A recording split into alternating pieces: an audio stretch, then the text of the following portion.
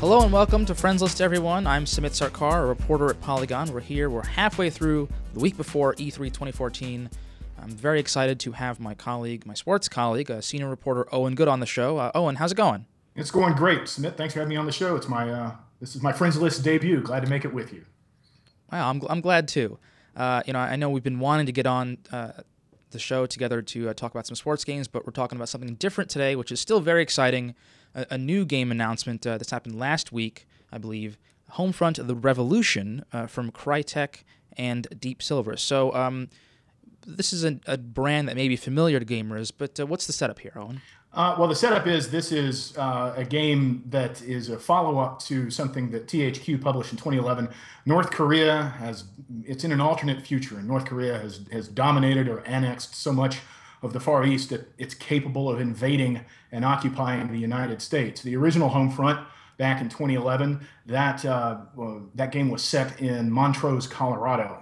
In this game, the Koreans have set up shop in Philadelphia, home of the American Revolution, and you'll see the authentic cityscape, or at least the skyline, playing out there as you journey to become a radical militant, which are two words that usually scare the hell out of a lot of Americans, but now they're your best friends.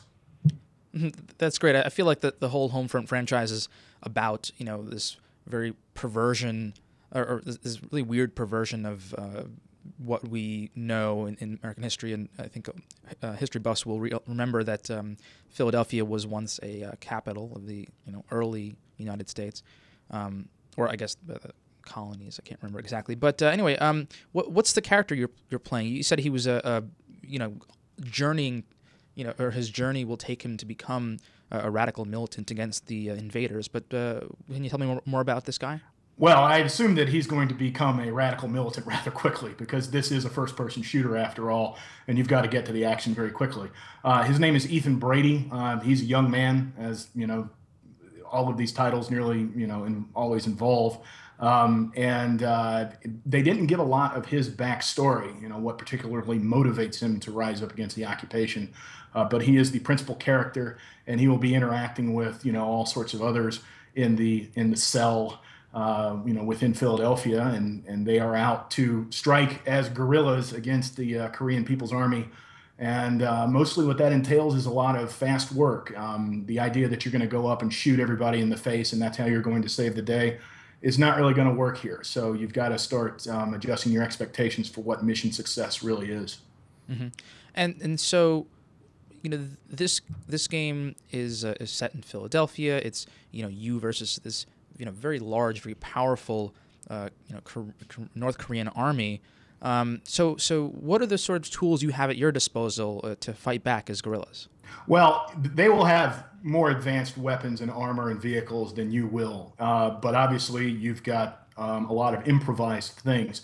The principal armament is a rifle that appears to be basically a chassis. Again, this is set in 2030, so I'm sure weapons will look a lot more different in the future. But this is basically something you carry that you then go into a weapon wheel through the bumper button. This is familiar to a lot of other people in shooters. And then choose, okay, well, I want this sight, I need this barrel, I need that magazine, and it can go from anything like a standard, assault rifle up to a sniper, or then to, some kind of a heavy weapons rifle. And I assume that those upgrades are going to be things that you will collect, as you, progress through the missions. Obviously, there are more, weapons in your toolkit than just that. There are homemade, Molotov cocktails, which I was pleased to see were crafted in the Grolsch style swing top bottles with the ceramic stopper.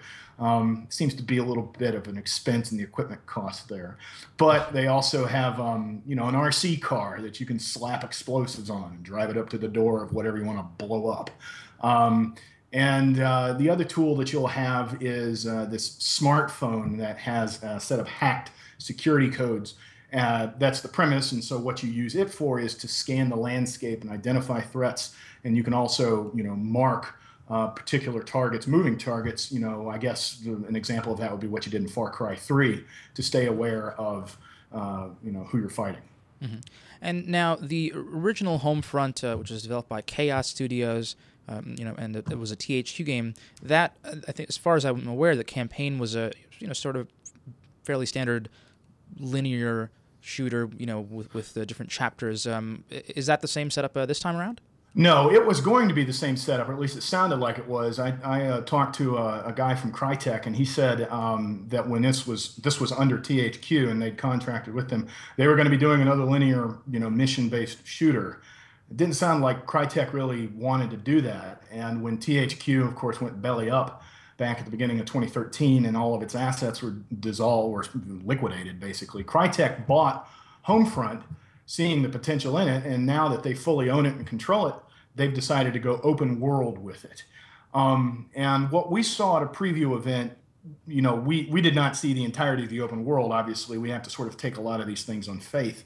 But conceptually, what it sounds like is, with the original Homefront, it was pretty liturgical the way it went through. Here is this is the mission cinematic. This is what you guys have to do. And then, now we are progressing through it. And then here's the big set piece in the middle. And then here's the big fight at the end.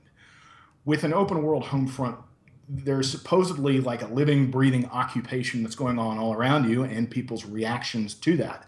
And the crowd will be, more docile if you haven't stirred them up with your activity, and they will be a lot more restless, and they will do a lot more things to harass the KPA occupiers if you have done, if you killed a major high-ranking official, for example. It could also be something as simple as destroying a security camera, which seem to be everywhere. So what they want to do is sort of create this environment where a lot of things are going on, and you feel a little bit more a part of.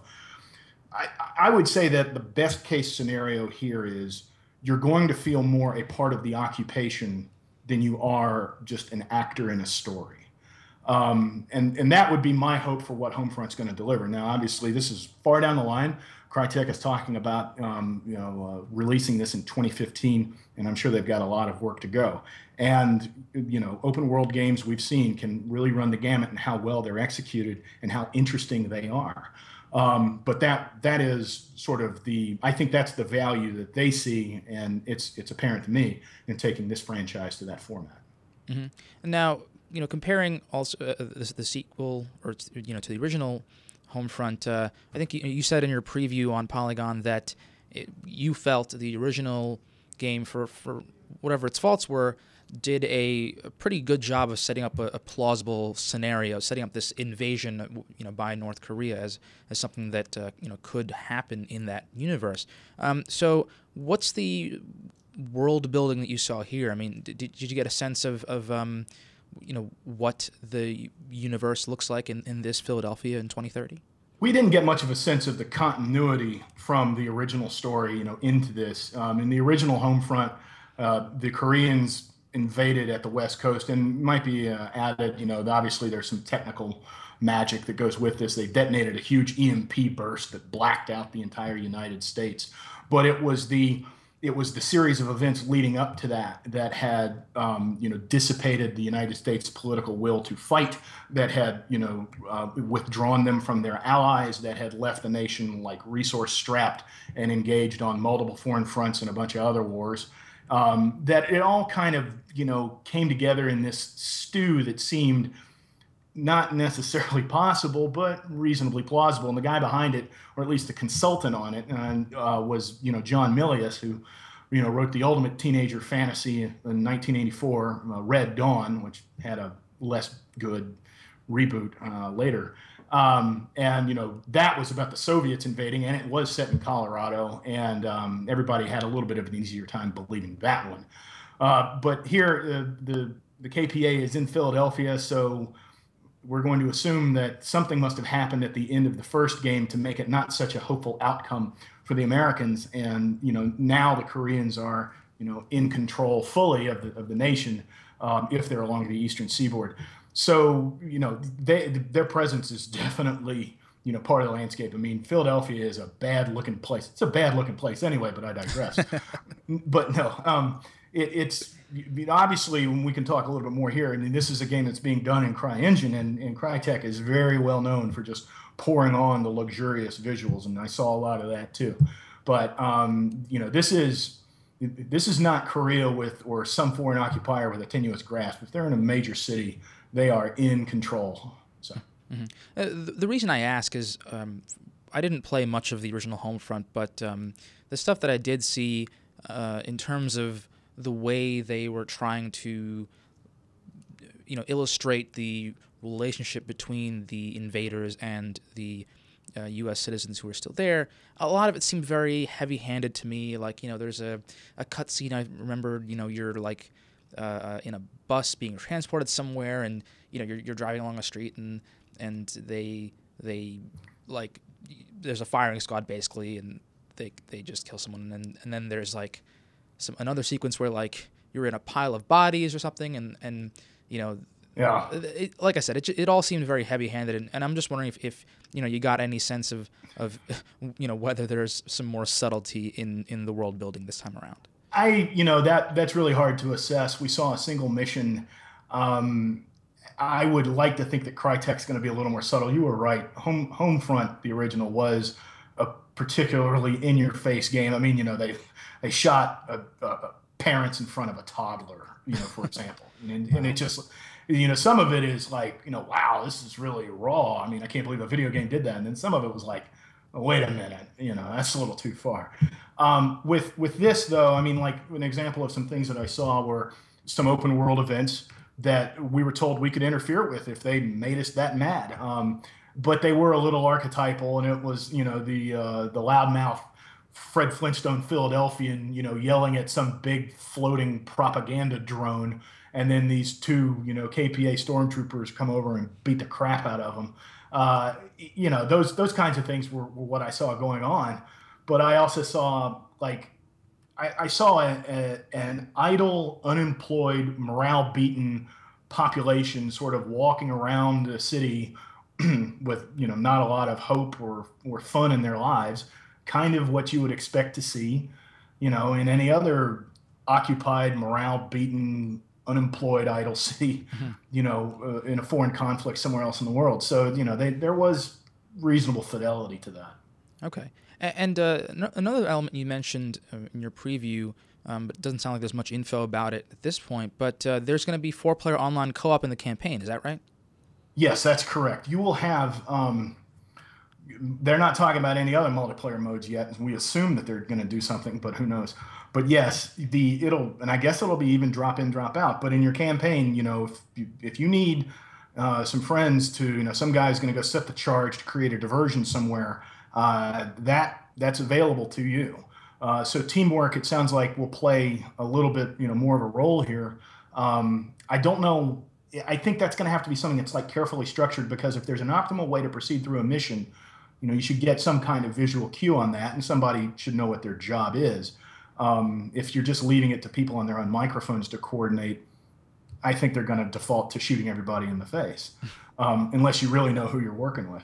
But the demonstration that we saw, there were people running through the battlefield area, and they had little flags over their heads, and we didn't know what that was at the beginning, and then we were told that's their co-op multiplayer flag. So even though what we saw looked like a set piece that got Brady involved in the game or in the operation, it was actually supposed to stand for a friend doing something that he could have done something completely different. So that's intriguing. The cooperative aspect of this, I think, is another great open-ended asset, along with the open world, to really make this into something different and compelling. I know I have, and I think a lot of other people feel, that military shooters have been a lot of the same stuff every single year. This does look different. That was the big optimism with the original Homefront. Fell a little flat, but at least Crytek is trying things that are new and complicated and will require a lot of work. Yeah, no, it certainly sounds interesting. I'm always intrigued by alternate history settings in general. I'm a history buff myself, so we'll have to see how this one turns out. This is, you said 2015, right? And this is PC, PS4, Xbox One. Is that right? Correct. And PC will be all OSs, surprisingly. So, Linux, Windows, Mac, you name it. Okay, great. Thanks for coming on the show to discuss Homefront: The Revolution with me, Owen. Yeah, thanks for having me. And, thanks to all of our viewers, our listeners, and, of course, our readers. You can follow along with us on youtube.com/Polygon to check out more Friends List videos and all the other great video stuff we do. If you like the podcast you're listening on iTunes, please, write us a review. And of course, comments on the friends list questions we posed would be great as well. And thanks a lot, everyone.